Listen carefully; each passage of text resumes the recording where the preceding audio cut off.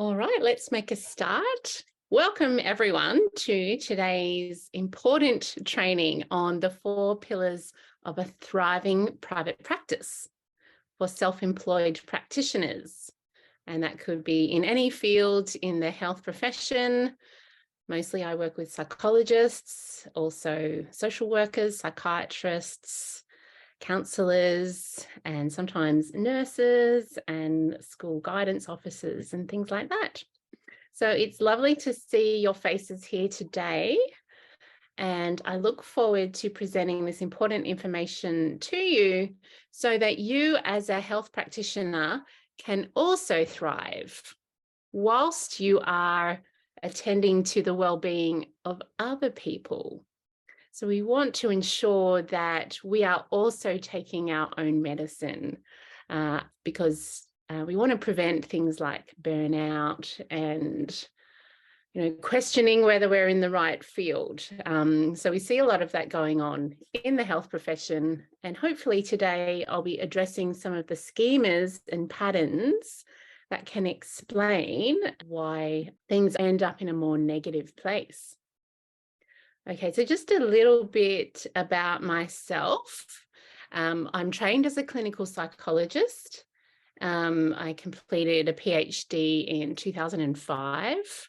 I've been working in private practice since about 2004, so coming up to 20 years of being solely self-employed, which means no sick pay, no annual leave, voluntary super contributions, the years that I remember to do that. So very much saying goodbye to security, that sense of security that I was enjoying when I was an employee, and fully stepping into the space of being a business owner. So if you're on this call and if you have an ABN, that means you own a business. You are a business owner. So I would like you to put in the chat, if you have an ABN, I would like you to put in the chat box, I am my own boss. Please write that, because sometimes we forget that we are our own boss in terms of us taking full responsibility of our work-life balance, our income, etc. I am my own boss. Okay, so lovely to see. Yes, so many people that have an ABN are their own boss, which means that you own a business, which means that you have to wear a number of different hats, not just practitioner or therapist. Okay, so lovely to see. I am also trained as a schema therapist. I completed my schema therapy training in New York in 2011 with Dr. Jeffrey Young and Wendy Bahari. And schema therapy has changed my life because I learned that I had schemas as a result of doing that training, which, that's a handy sort of win-win, isn't it? When you go and you do training that's going to help in your job, and then you also learn something about yourself that leads to improvements in your own life. So I learned that I had a number of schemas. I've since been on a journey to addressing how those schemas show up in my own life, in my intimate relationship, how I show up as a parent, and also how I show up in my work. And it's been great. It's been so great to address these schemas that I have and work through them and, make shifts, make changes, and also share what I've learned with the people that I work with. And that's what I'm going to be sharing with you today. Okay, let's make a start. So the 4 pillars of a thriving private practice that I'm going to be discussing today are freedom, energy, wisdom, and play. And no, I didn't do a research study on these 4 pillars, so I haven't run any statistics on whether these are the 4 pillars or just my own observations and experience, but I do see these 4 pillars come up all the time in the people that I mentor who are other therapists. Also taking a very, similar journey to me in terms of wanting to understand mental health and the human psyche at a very deep level, but also at the same time noticing that our own energy and our own well-being and mental health cannot be compartmentalized. It can't be put to the side. We have to be sort of doing both at once. Before we explore the 4 pillars of a thriving private practice, I just want to mention some of the schemas that come up for myself, but also the people that I work with in this space. Okay, and one of those is the unrelenting standard schema. This is a really high one in health professionals and other busy people, which is basically the schema or the pattern that causes us to keep striving for excellence and perfectionism to a degree. And a lot of us, we might have this trait of sort of a leaning towards perfectionism. If you score high on the conscientiousness part of the NEO personality factor, then, we've already kind of got it in our natures. But then also a lot of us might have come from family backgrounds where solving problems and striving to learn more and do better might have also been a coping response to the family that we grew up in. So to capture the narrative of the unrelenting standard schema in the background, we're kind of saying to ourselves, if I haven't solved the problem or fixed it yet, I just need to apply myself more. Yeah, so it's because of me, it's because of my shortcomings or failings that this problem still exists. I just need to work harder, learn more, do a new course, and then the problem can get fixed. And it's sort of all on my shoulders. It's not a shared problem. It feels like an individual problem. All right, so that's kind of how the unrelenting standards shows up in my life with this career path that I've taken, and also a lot of the people that I mentor. So take note of that. You'll see that pop up in other people who are presenting, who are stressed and maybe a bit burnt out, feeling a bit overwhelmed, maybe much of the time. Have a look for that schema. All right. Another schema that I see come up a lot of the time in this space is the self-sacrifice schema. So this schema was generally learned when there were people in the early environment who were suffering, maybe with a physical illness, maybe with a mental illness, maybe with circumstances around finances or separation or other stresses. And the young child is sort of noticing the suffering in others. And the message is that the needs of the child are not important or not a priority because there's bigger needs, there's bigger concerns than the child's needs. So then the narrative becomes, I can't prioritize my own well-being when others need my help or when others are suffering. So as long as someone else is worse off than me, I'm not allowed to prioritize my well-being or needs. In a nutshell, is how the self-sacrifice schema might look in this space. Okay. Another schema that I see come up a lot of the time for people who own their own business, like all of us, but also work in a group environment. So it might feel like they're actually an employee, or they might identify as an employee and see the practice owner as their boss. So sort of taking that more traditional, employee sort of approach. So the subjugation schema might come up there, and the narrative is, well, I can't rock the boat and ask for something that will upset others. So there's this real sense of hierarchy, and, well, where am I in the hierarchy? Well, I'm sort of lower down the rungs. I can't ask someone higher up than me, for time off, etc., because they'll get mad.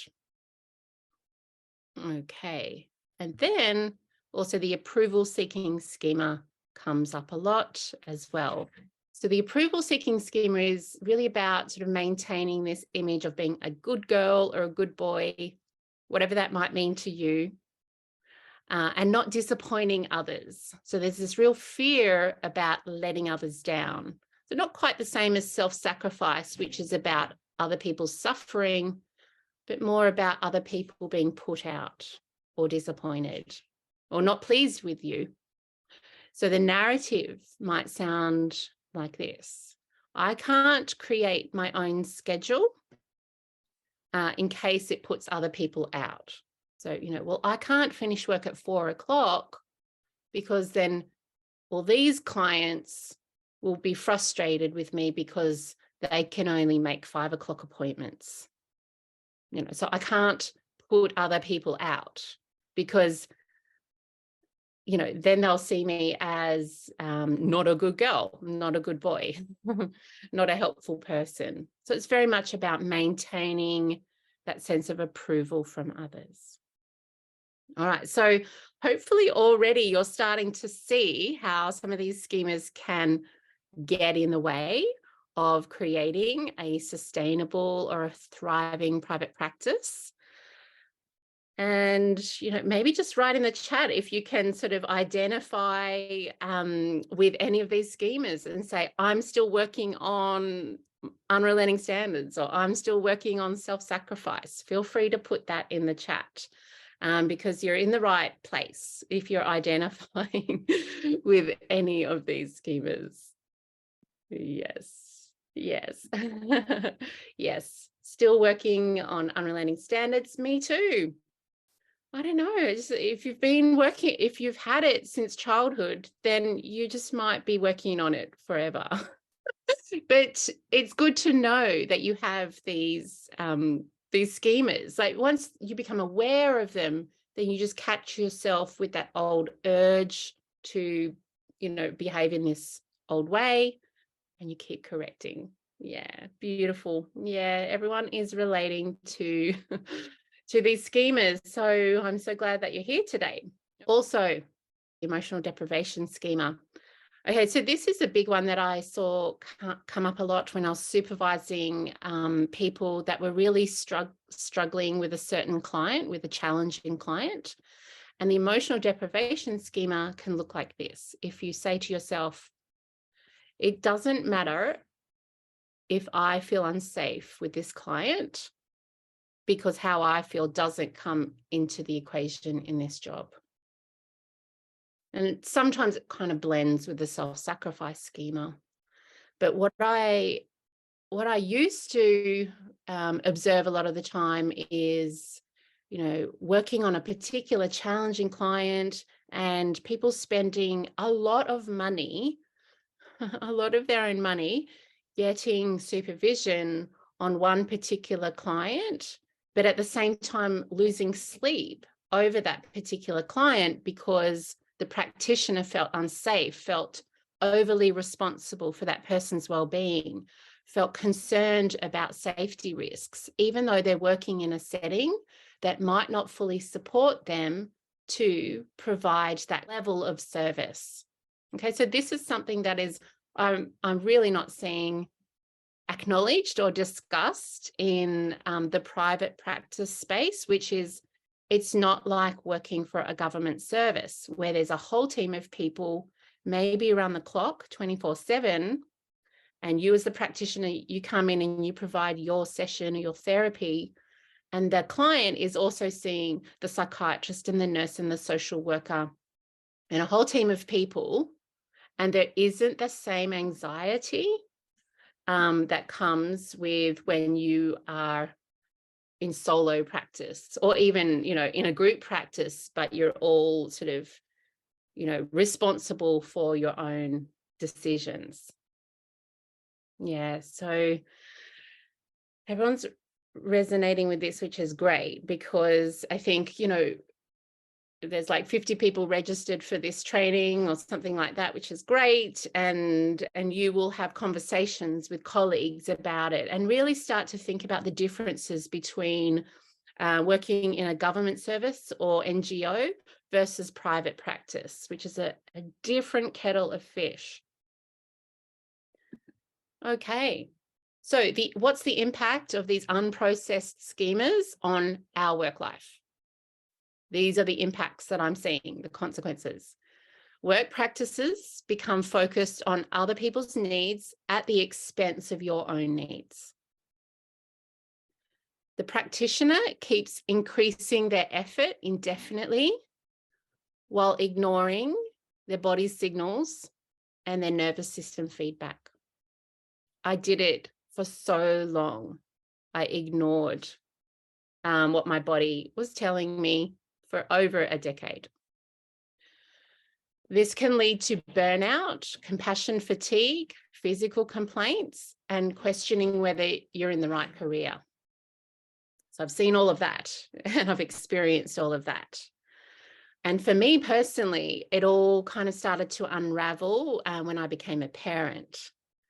And not just a parent, but with a few layers of complexity, separating from my children's father when they were 1 and 4, paying the mortgage on my own for a period of time, repartnering, us blending our families together, and then deciding that we worked better as a couple when we lived in separate houses with our own biological children.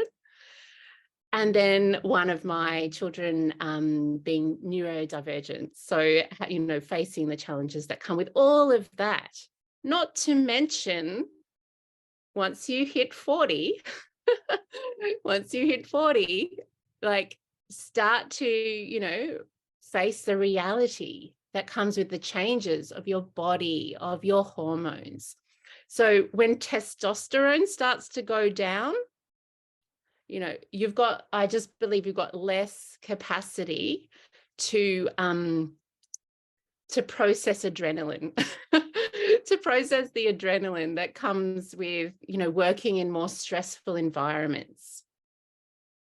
So that's another thing that's not being discussed is, the changes that occur across the lifespan and what type of work situation should we be cultivating depending on what's going on in our life, what stage of life we're at, developmentally, etc.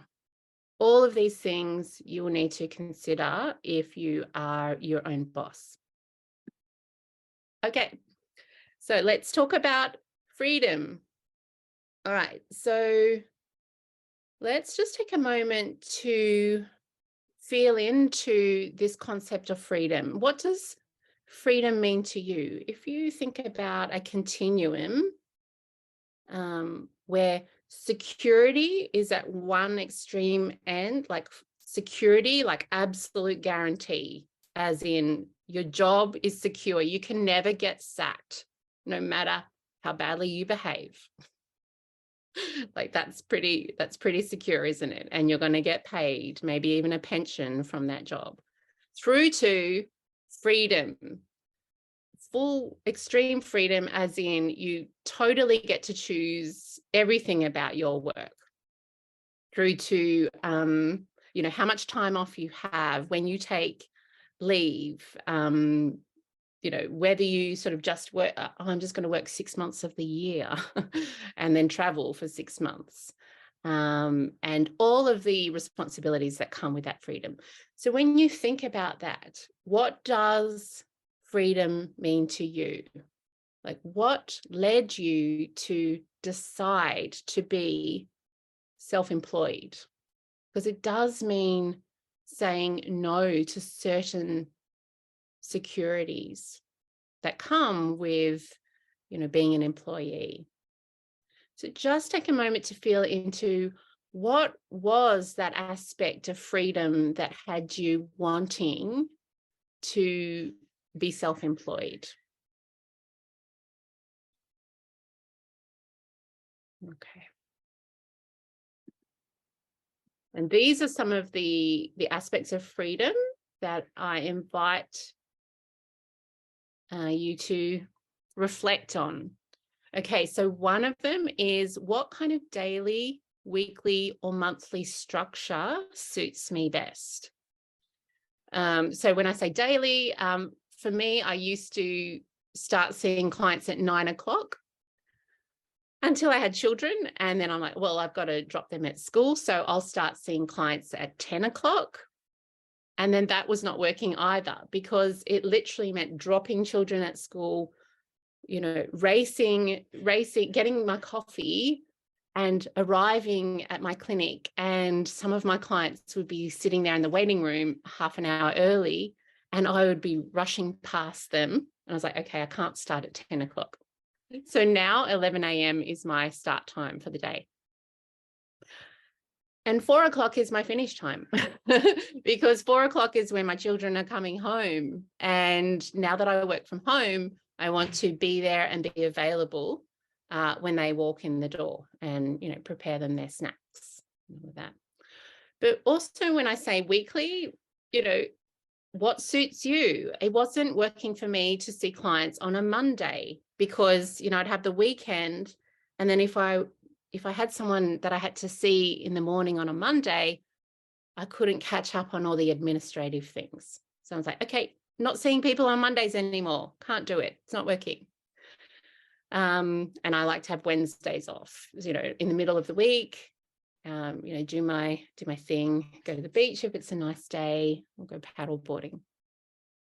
And monthly structure. Now there's some women talking about the wisdom in following the moon cycles and actually creating a business that honors your monthly cycles as well. I'm not at that level of sophistication, but I don't feel the need to sort of stick to that, but it's possible if you're your own boss. All right, what else? Your fees. So, you know, think about whether you offer reduced fees or not. What are your policy for cancellations? Keeping in mind that your income only comes from people attending appointments. Your work environment, you know, do you prefer in person versus online? Do you prefer a large practice, a small practice, or solo, etc.? How many clients can you manage seeing per week? What type of clients you see also comes into that aspect of freedom. And how much leave you take. So all of those things are things to consider under the freedom pillar. All right, so energy. Let's go to energy. Okay, so I invite you to look at this image of an infinity symbol. This is how energy works. Energy goes out, energy comes back in. So just take a moment to feel into your own body, your own nervous system. How much energy is going out at work, but also at home, just life in general, all the things that require your energy, your focus, your attention. And then what about energy coming in, receiving, being nourished, feeling energized? What energizes you? What do you need in order to feel replenished? Okay, so this is something I love talking about in a lot of the trainings and groups that I run, is this giving and receiving flow of energy. Okay. All right. So my question is, what self-reflection practices do you have in place to monitor your energy? I'm always checking in with my energy. I'm always scanning my body, looking for, whether there's too much adrenaline, being churned around, or whether I'm feeling very, very fatigued or stressed. And are you able to identify the links between your work-related stress and your overall mood? So if you're feeling very irritated, agitated in life, is it because there's a chronic work-related stress that just isn't going away? Okay. Also, on this energy pillar, have you factored in your particular life stage? The hormonal and physical changes that might be going on for you, your personal circumstances, and other external demands into your work focus. So for me, like I was talking about before, I really had to look at how much energy and attention was being required of me in these other areas of my life, that I had to make sure that I created a work environment that was energizing me, whatever that might mean for you. But for me, it meant looking at all areas of my work life and being honest with myself, saying, what aspects of my work actually energize me. And I'm happy to say that after 4 or 5 years straight of chipping away at this, I can absolutely say that 100% of my clients energize me because there's this reciprocity, there's this giving and receiving. They might show appreciation. They take whatever I'm talking about and they go away and apply it in their own lives. That's just important to me at this point in time. Whereas 10 years ago, it wouldn't have been as important. I would have been happy to sort of been doing all the heavy lifting and not requiring people to meet me halfway. Okay, so can you identify the aspects of your work that energize you and the aspects of your work that drain or overwhelm you? Keeping in mind that you're all business owners. And if you have to take time off, unless you've got income protection, and even then you have to have 4 weeks off before you can even make a claim on that, then you want to create a sustainable business, one that you don't want to retire early from. Okay, and also my question is, do you have any influence over managing this balance of your energy? Or do you find yourself in a situation where you feel like you have little or no influence? Okay, so there are all things to consider on the energy pillar. Great. Now, wisdom. Woohoo! Okay, so what I invite you to do is just to take a moment to reflect on what inner wisdom do you bring to this job that you had before you did any study, before you did any courses or university degrees or certifications. Maybe even what wisdom have you had since you were a child? What have you known about emotions and about relationships and about mood and joy? What have you known all along inside of you that doesn't require any outside study?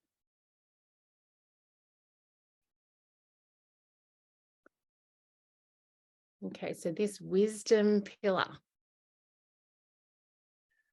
This is only, I only just became really aware of this also in the last 5 years, because, I went through that really traditional educational system where I spent 9 years at university in a very formal educational setting where it was all about, the science practitioner model, and where's the research and where's the evidence on that? And can you cite the paper where you got that finding from?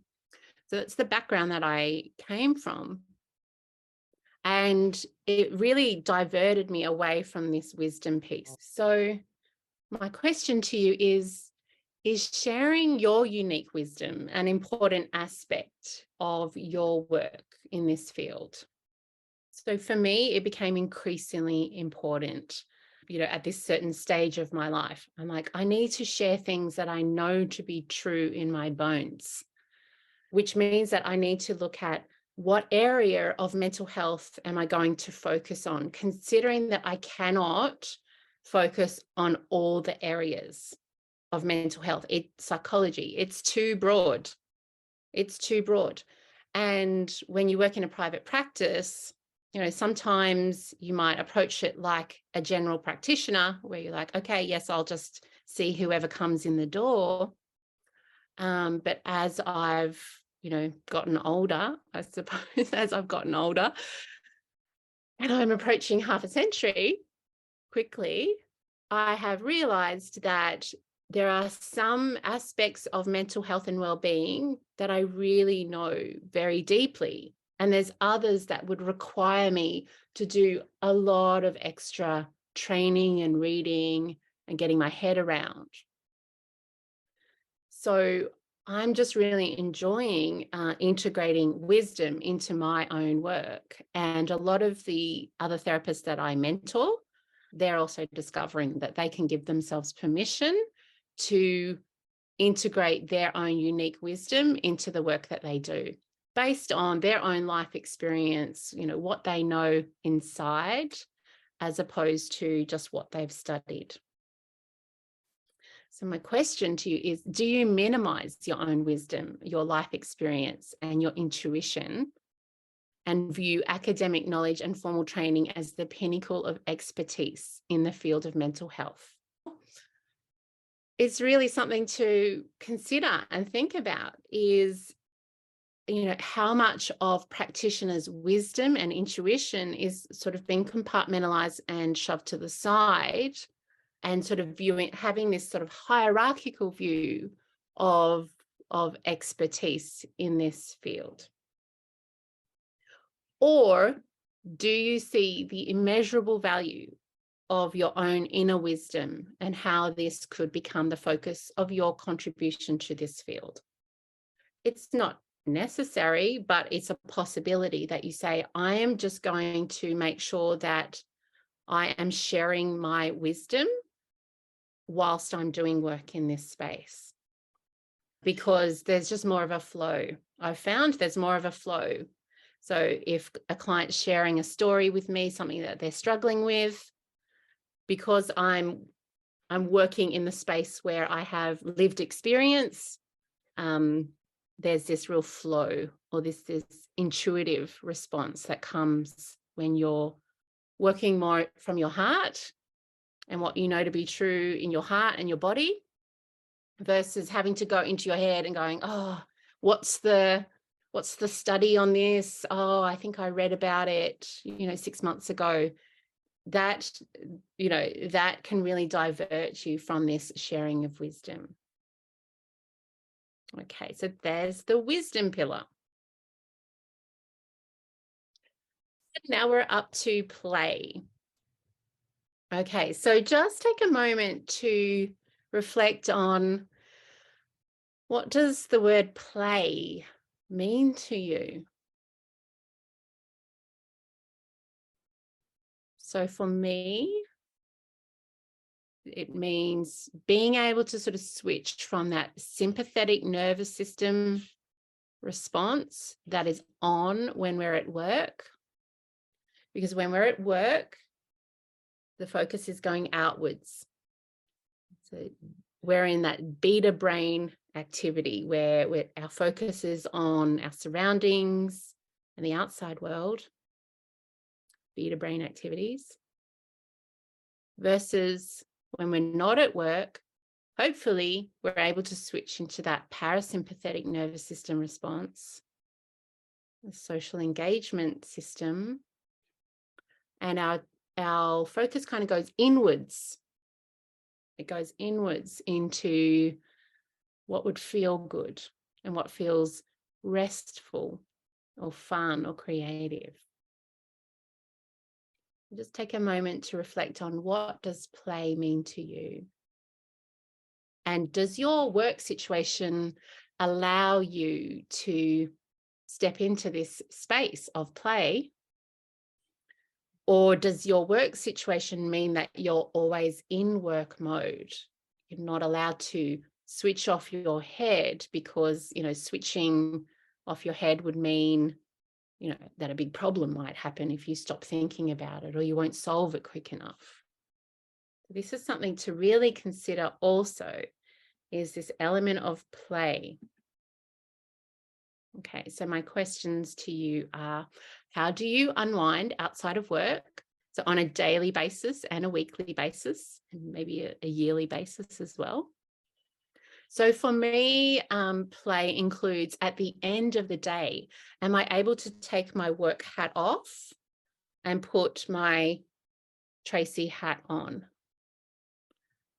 And, enjoy other aspects of my life outside of work, which include being a mother and a partner and a friend, etc., and a daughter and a sister.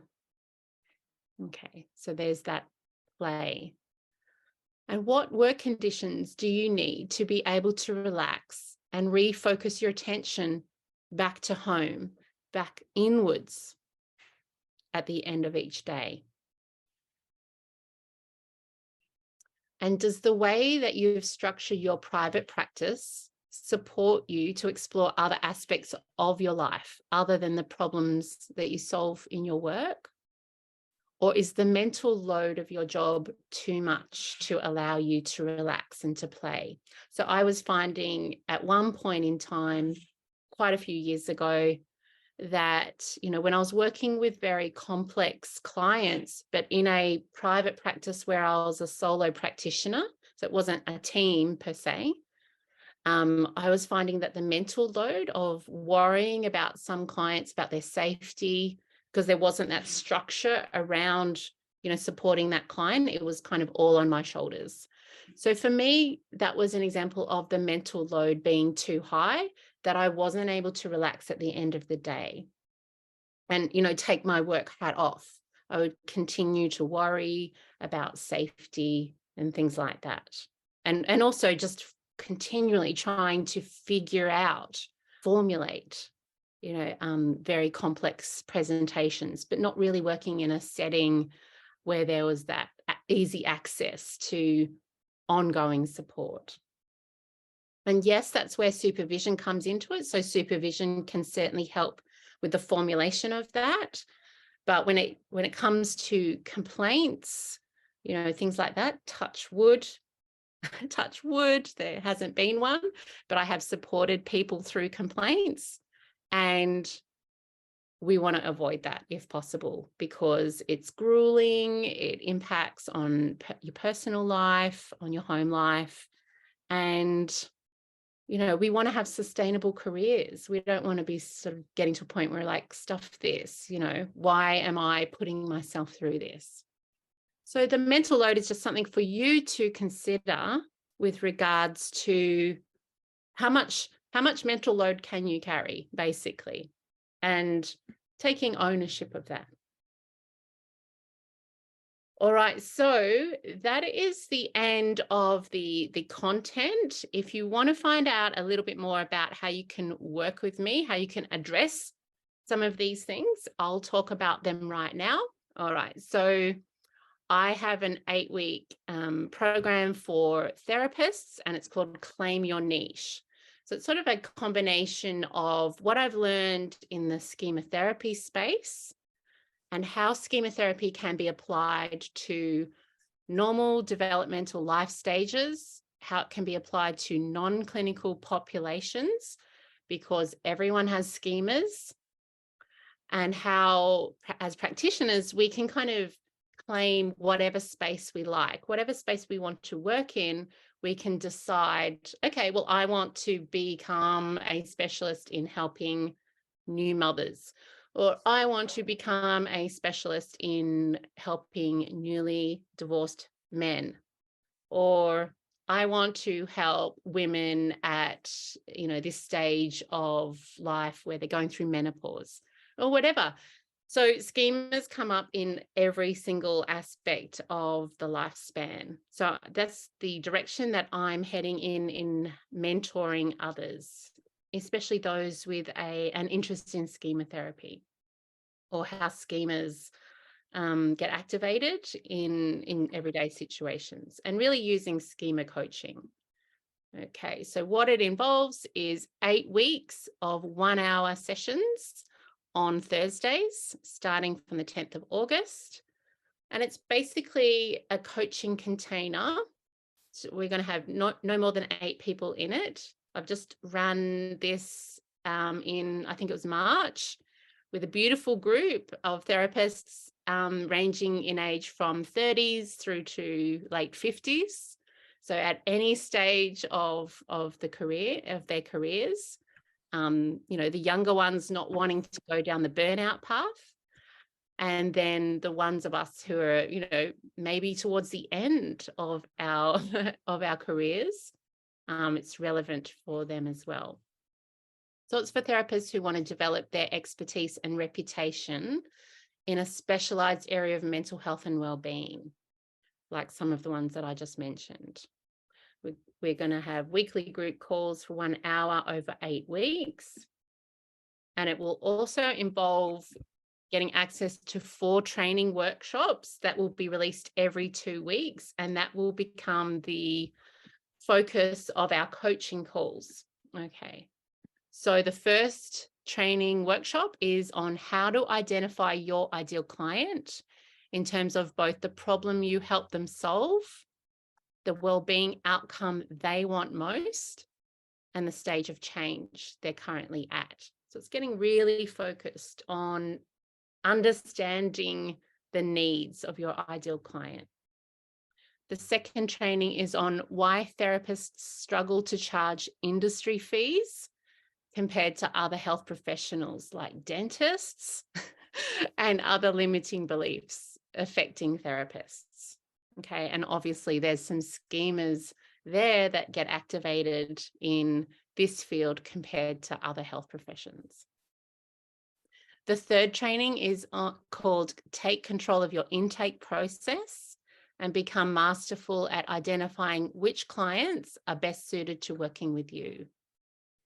So this is another, obviously, an element of being self-employed, is taking more responsibility of our intake process, as opposed to if someone else is doing the intake calls for you, they may not know the exact right questions to ask to figure out if this is a client that is best suited to working with you, or whether they should be referred on to someone else. And the fourth training is on what your website messaging communicates to prospective clients, and how to be clear about who you work with at the top of your website. So when someone's scrolling through 10 or 20 different therapist websites, they're getting the information about who you are and who you work with right at the top, as opposed to, websites that might list all the different diagnoses, the DSM diagnoses, which doesn't really communicate much about the practitioner and who they are as a human. Okay, so that's the structure of Claim Your Niche.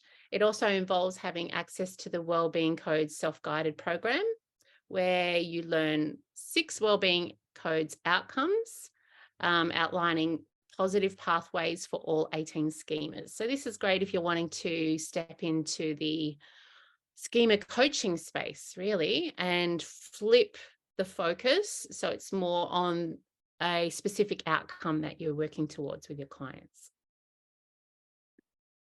Okay, so here's what it will cost to do the program. It's $2,000 investment, and payment plans are available if you want to sort of stagger the costs of that. or you can do the self-guided option, which is the Wellbeing Codes self-guided program plus Claim Your Niche, those 4 training webinars. You can get access to all of that, like hours and hours of training for $500. Okay, so if that's something that you're keen on, you're like, okay, I'm ready to change some of these habits or practices, you're welcome to join me in Claim Your Niche. And so it starts on the 10th of August. And I'll just put in the chat box there if you wanted to check out the link. And that is the end of today's training. I'm sure you've taken a lot out of it, because for me anyway, it wasn't things that I was learning in a more formal educational space. I think it's really important to talk about these things. And now you guys will go and talk about what you learned, and also probably notice some of the schemas when they pop up. You'll be able to spot them around you. And that's not so that you can tell other people that they've got a schema. That's just so that you can see how ingrained some of these habits are at a cultural level. You're welcome, everyone. Thanks so much for your lovely thanks. See, that energizes me. I'm energized doing this work, sharing my wisdom, what I know to be true, and you guys are receiving it with thanks, and I really appreciate that. It's my pleasure. All right, well, I hope you all have a lovely Thursday, and see many of you in other one-on-one and group calls. All right, have a great rest of the day.